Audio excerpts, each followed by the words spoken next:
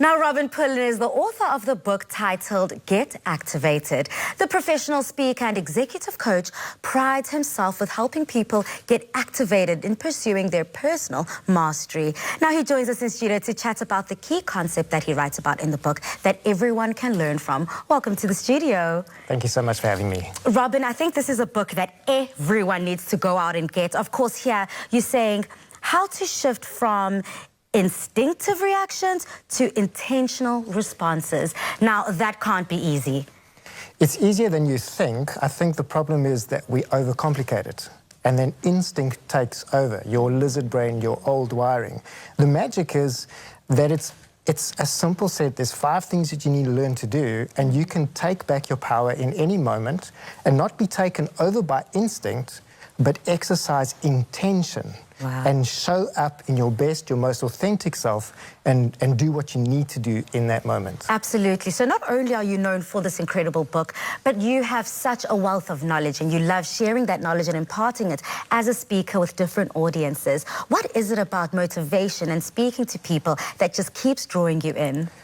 Well, the direct answer is it's my currency. I don't work for money, I work for the change in people's lives. When the lights come on, when someone realizes that there is enough, that you are powerful, that you have everything that you need inside you, all you need to learn is how to access that. And then you can show up in your most authentic self, you can let your genius shine, and you can do amazing things and live a life on purpose. And is this what motivated you to write the book? What motivated me, 2 things. Okay. Number one, I've got 4 kids. And I thought to myself, you know, one day it would be really cool if they read this book and they go, oh, that's what Dad was on about. The other thing is I've trained more than 100,000 people on the continent, and I've worked with so many people. And I like to say this, CEOs in any O that I see. And the funny thing is, like, why do good people do stupid things? Yeah. Why do clever people find the most amazing ways to break things, to break systems? Why do organizations not work? I have never found a system that breaks itself.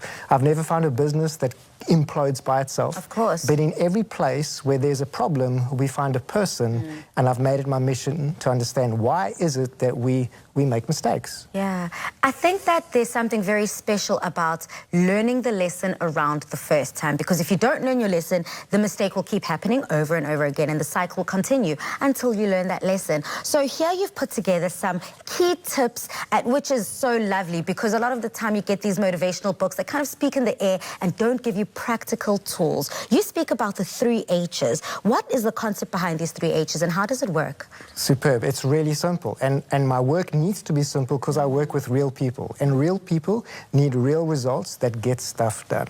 So the 3 H's are head, heart, and hands. Okay. Head being intellectual. In the first space we need to learn, the first domain that we need to learn to make sense of is our sense-making domain, our intellectual intelligence. Okay. The second is the emotional, I call it heart.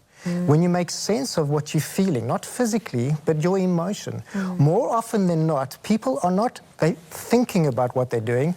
They're feeling about what they're thinking, about what they think they should be doing. Yes, and that's the disconnect. Yes. The third H in this 3 H domains is the hands, the physiology, but more importantly, your experience and your expertise. More often than not, because of the heart domain, because of the emotion, we trip up ourselves, and then we can't access our experience and our expertise, the skills that we have, the tools that we have, and we can't show up. So, Robin, is this the exact order that you would like to see people functioning in, rather putting the head before the heart and then followed by the hands? No, in the book, there's 5 steps. The first of those 5 steps is the obstruction. Okay. There is a moment, there's a situation, an incident that happens in our lives. I know you and I don't have this problem, but some others do. We do something, we say something, we find ourselves in a moment when you respond. I choose the word react. We react in a way it's like, oh my gosh, was that me? Did I just say that? Did I just do that? Yes. That is a response to an obstruction. And that response causes a trigger. We've placed emotion and meaning to that trigger. Now, that's the opportunity to say, where have I been triggered? Is it in my head, in my heart, or my hands? I get it. And when you are in that space, you're able to be more, I call it real-time aware, and you can become conscious of what it is that you're doing or not doing, and you become more conscious about how your instinct has taken over, and you can learn systematically and quickly, rapidly learn how to take control of your emotions and show up with intention. So whether it's work, at home, at school, some of us just react in whatever way we instinctually, that lizard brain you were talking about, kind of tells us to. What are some of the biggest mistakes that people make in this kind of response? I think anger is the first one. Yeah. And anger has a number of ways of showing up. But essentially at the heart of anger is a sense of loss of control. And when you're losing control, the sensory, and I speak of two senses. Now, one is the emotional sense, like, am I okay here? And the second is a sensory or a physiological sense. Okay. And when you're out of control, the instinctive reaction is to do whatever it takes to get back into control. Yes. And that's where we don't serve ourselves, where we say things that don't serve, or we do something that doesn't serve us. So it's a counter intention. We're trying to save the situation. We're trying to save our face, our reputation. We're trying to do our work. Yes. But the counter intention The opposite sometimes takes comes us true. out. That is crazy to me. So to ensure that this does not happen, to ensure that this does not work, do you have key tools for us to instill kind of when we're faced with such situations, things that we can take a breath and reflect on and then act? So that's exactly it. The starting point, the most powerful one, is to take a breath. You deactivate the instinctive response system, the amygdala or amygdala hijack in your fight and flight system. And that breath, that amygdala only has power for about 3 seconds. That's the simplest way I can explain it.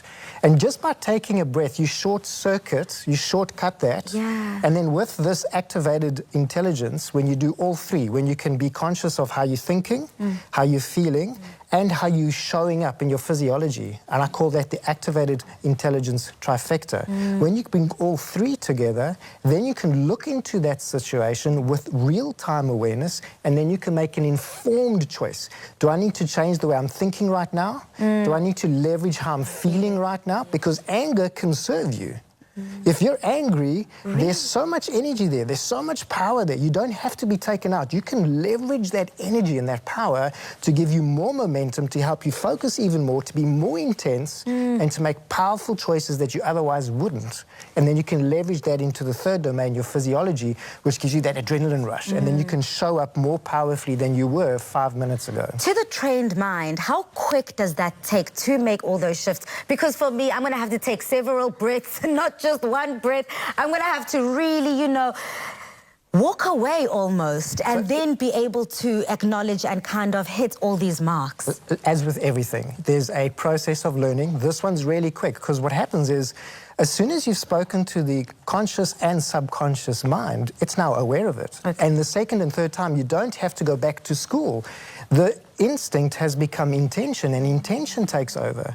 And my clients and my friends and my coaching clients, training clients, we find like, wow, this stuff's actually taking quicker than I expected. So it's simple. You do need to go through it the first time, and then let nature, let the universe, let energy take over, and start to see how quickly your life can change. This is so beautiful, and I think that having a book like Get Activated is something that we all need, because not only do we need it to change the way we interact with people, but to make it work for us in any circumstance, in any environment we're placed in. Thank you so much, Robin, for coming through and dropping off this gem of a book. Definitely go out and get your hands on it. After the break, we may...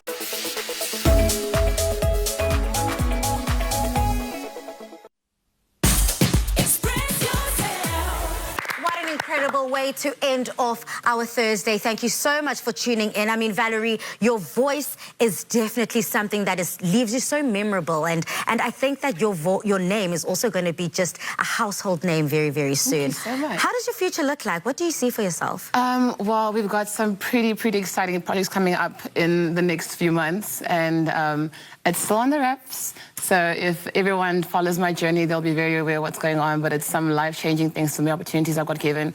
And I'm excited for them, honestly speaking. I think we'll announce them in the next few weeks coming, so just stay on the lookout. It's always important to look forward and to kind of put together your thoughts, your feelings, and everything that you want for yourself, and write it down, make it a goal. Joss, what's your biggest goal? My biggest goal, probably also going into 2020, is definitely a world tour. That's probably my biggest goal. That's sure. huge. Yeah. Putting together a tour is no joke. Are you ready for all of that? I definitely think so, yeah. Yeah, and of course you have a cool team too that you collaborate with to make it happen. I mean, for everyone at home who wants to get into music, who wants to be internationally recognized but just doesn't know where to start, what advice would you have for them? The advice I'd probably give is don't listen to any of the no-sayers. Work hard, work consistently, and just follow your passion. Really don't listen to anybody who says that you can't do it at all. And that can't be easy, Robin. A lot of people do struggle with getting motivated. Listening to those no-sayers, listening to everyone who says, there's so many bigger names, there's someone who can do it better than you, times 10. What do you have to say to those people who just struggle to get up on the bad days, on the good days, and be consistent in everything that they do? Well, firstly, believe. I know you might not in this moment, but there is more in you than you can imagine. That you're more powerful and wonderfully made than anyone can really tell you. And then I believe motivation is motive in action. So if you want to go to the next level, consider your motives. If you need to rethink some things, consider how you've placed meaning into, you've given emotion to what you're busy with, and shift your emotion. Find happiness, find goodness, find something that you're grateful for, and then take action. And with motives in action, you'll find motivation, and you'll find yourself being pulled by inspiration into a bright new future. And that's something that we've seen with our two musical guests here today, where you have just relentlessly stuck to what you believe that you're good at, relentlessly gone for gold, and you are now achieving it, and you're now reaping the benefits and those rewards of staying motivated, and of course keep moving, keep being in action. Parting shots, Robin, for everyone at home, something that you know people want to hear and might not have heard it yet. The emotion that you're placing in your obstructions and your triggers is all your choice. You can make a choice, and when you make that choice, you can unlock a field of possibilities, and I wish you the best with that. Absolutely, being very purposeful in everything that we do and putting fear to the side. Thank you to my marvelous guests for coming through and imparting not only your talent, but your intellect onto today's show. We really, really appreciate it.